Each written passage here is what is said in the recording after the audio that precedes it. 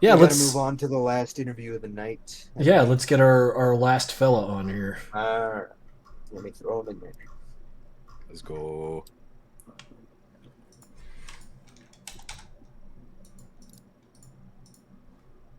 All right, I'm hopping out. I'll be right back.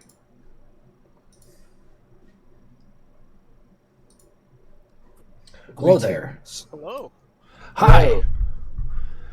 So now we have ourselves a RyuuAkito here, Yes.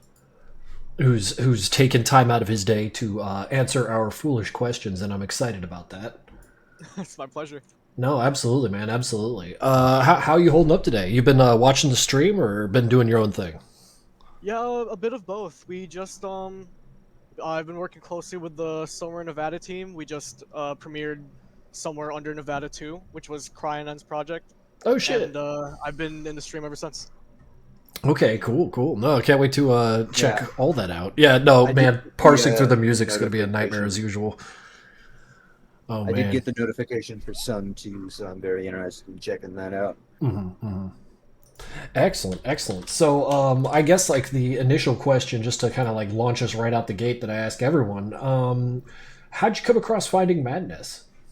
Oh, dude, that was I think I in DMs I've mentioned this at some point, but I found Madness Combat through playing Madness Interactive around 2008, so I was like 4 years old at the time. Jesus. Um, For that, I am it sorry.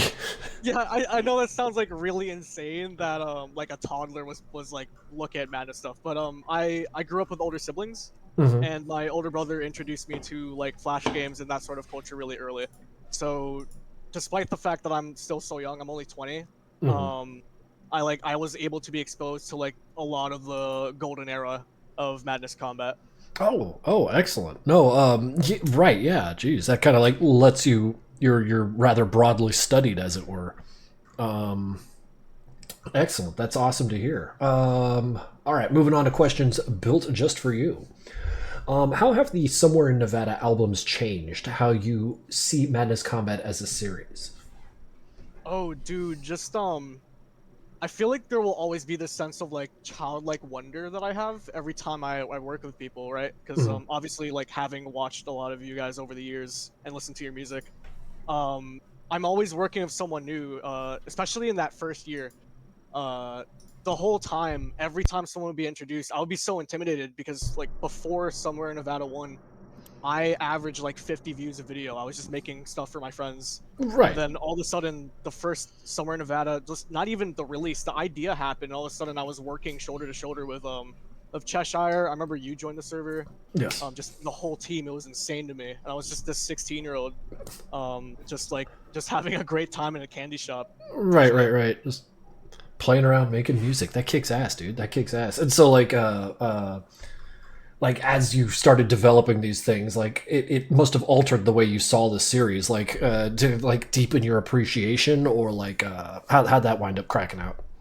Yeah, I feel like it really did enhance my appreciation for the series. There's something to be said about getting your hands dirty. Hmm. I realized like this is a whole lot of work, whether it's managing or the creation. Just the whole process takes so many hours, and it Hmm. takes a lot of consistent effort, and that really enhanced my enjoyment of the series from that day on. Ever since we started working in around April of 2020. Hmm. You start like really getting a feel for like what it takes to turn an idea into like something you could show people. Yeah, exactly. That's excellent. That's excellent. Because like yeah. Like you mentioned the managing thing, and that's something I'm going to have to be approaching as 2025 comes around. I want to start putting together a small team, and like what kind of challenges in terms of like management for these little projects have you encountered and overcome? Could you tell us a little bit about that? Yeah, there's a whole host of things, but I feel like the most obvious one is like meeting deadlines. I feel like it's super easy to just miss the mark and not have things come out on time. Hmm. A lot of people on the team will note me as like like almost obsessive trying to make sure that things come out on time. Hmm. Hmm. But like that's like a given. I think like by far the worst one, and I don't mean to stir up anything, but just dealing with controversy and like PR nightmares whenever that happens. I have. Especially like a lot of those incidents I was like 16, 17 for, so it's definitely a whole new world to be thrust into. Oh lordy, yeah. That's like a real young age to be like swung at with those weird fucking things happening. Man, yeah, that had to have been a thing.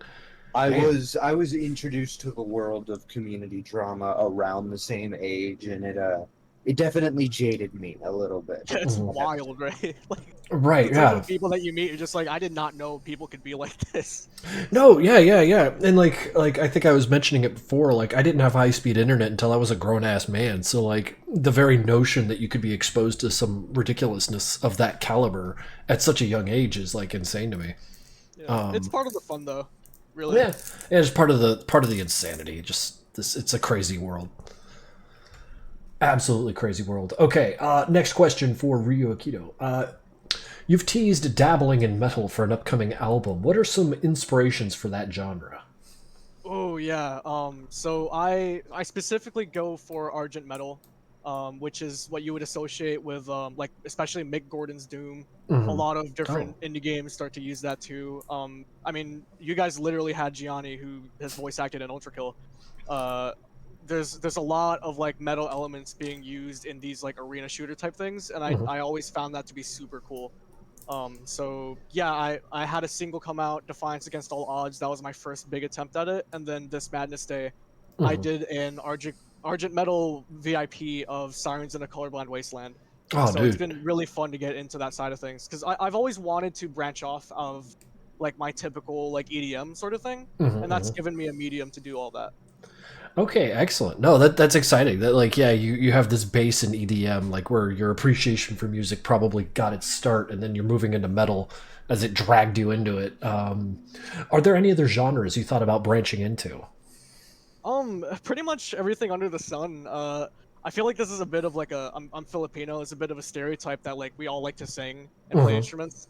I would like to eventually go into something that has like lyrics involved or singer-songwriting, even if it is a very like weird process to get into something like that.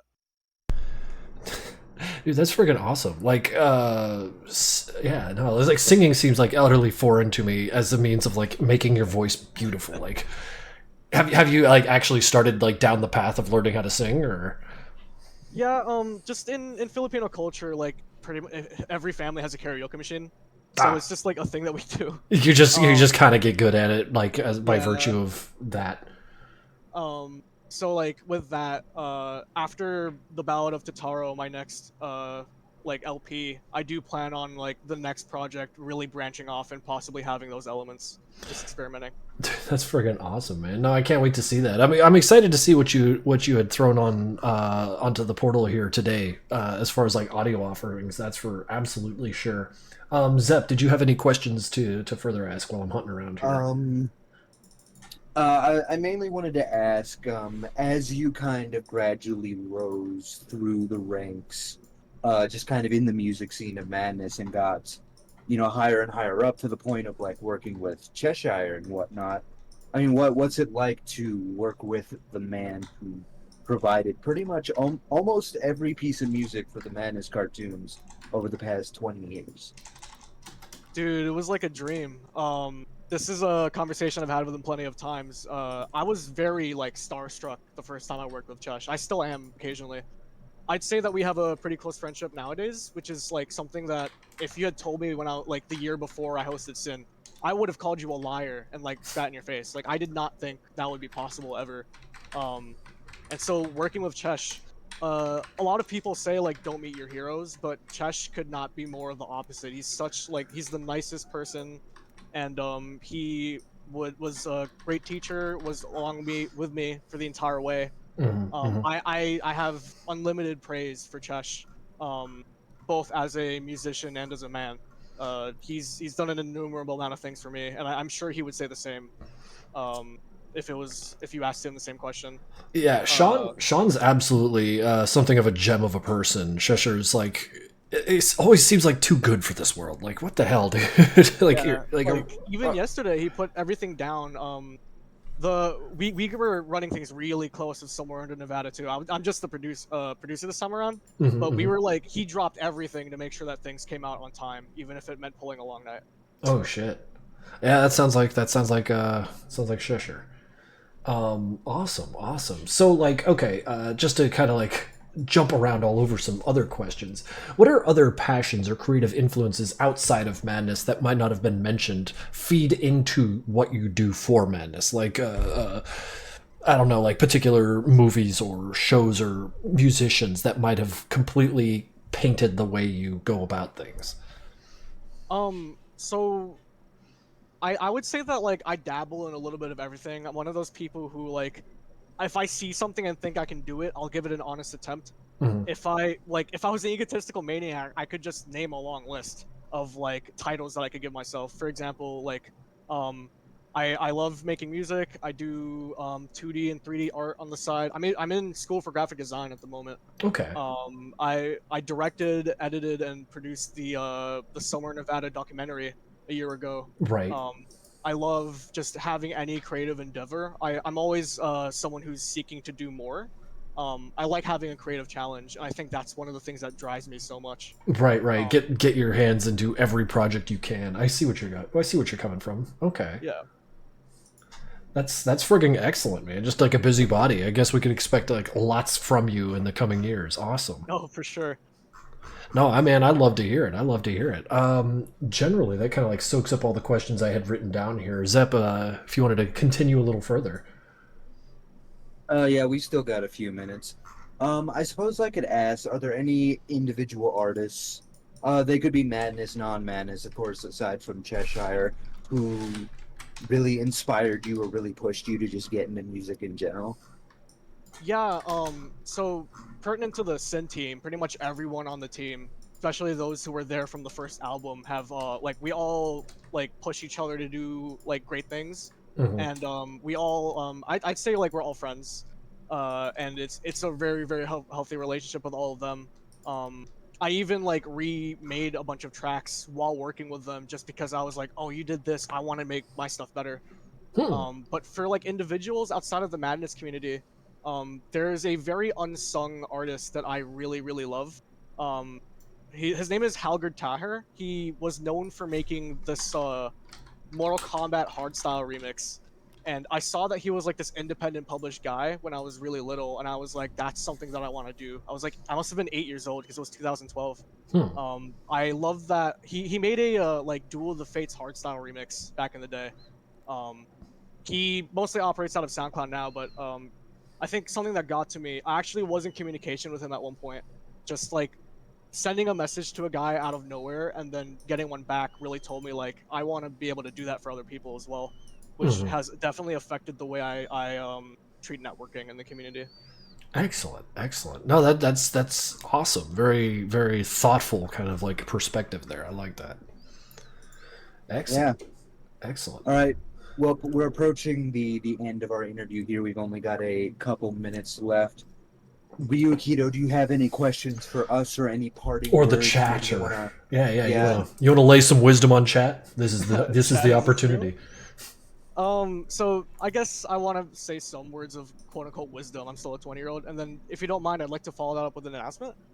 Sure, But go for Sure, it. sure. so starting off, yeah, like people will often ask me like, "Oh, well, how did you oh, I don't feel satisfied with my stuff," or just like general displeasure in their work.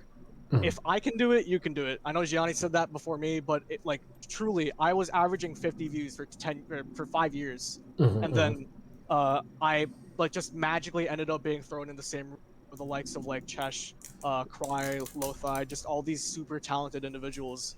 Um, Even with you, Crank, all it took was me being like, "Hey, do you want to do this thing?" And you were like, "Yeah, sure." It really isn't that difficult to get these endeavors started. Anybody can do it. You can be successful. It's just about the way that you present yourself, really. Right, right. That presentation, the way you ask, yeah. Yeah. But that being said, before I go, I would like to announce Cry did a great job of Sun 2. I did say Sin 3 would be the last album, and then we did a point 0.5. I am very happy to announce that I will be returning to the hosting chair, hosting Somewhere in Nevada 4 in 2025, and we plan to do very, very great things. It's gonna be great. Awesome! Can't wait to hear and see it. Yeah. Yeah. Can't wait. That's exciting, dude. Well, no, thank you for taking the time to hang out and answer some of my foolish questions, dude. I definitely appreciate it. Dude, thank you, Crank, thank you, Zep. It's been Of course. a real honor. It's almost a fever dream to me that I'm in this call with you guys right now. So I really Yeah. appreciate it. No, absolutely. Yeah, man. it's been Absolutely. a wild night, and this is a good interview to just kind of cap off the interviews in general before we go on to look at the art. Thanks for coming on. It's really insightful to hear about the music scene since I don't really poke my head in there too often, so it's good for me to. Yeah, I need to able be told. I as well need to be told what's going on in there. Yeah. Oh shit, that's awesome though. That's awesome. But yeah, no, we'll catch you around, man. All right. Yeah. Appreciate it. You have a good one. You too. All right, gonna hop back over to the other chat. Clack, Sorry, and then I we're share gonna my cut that screen. short real Me? fucking quick. Oh, I got here right as you guys were telling jokes. What have I No, walked no, into? that wasn't a joke. That was really fucking sad. Something else, and buddy, we're not talking about that here. What in Marvelous. hell have I walked into? Marvelous. Friggin' marvelous. Okay, so are we done with animations? Do we want to run over to imagery?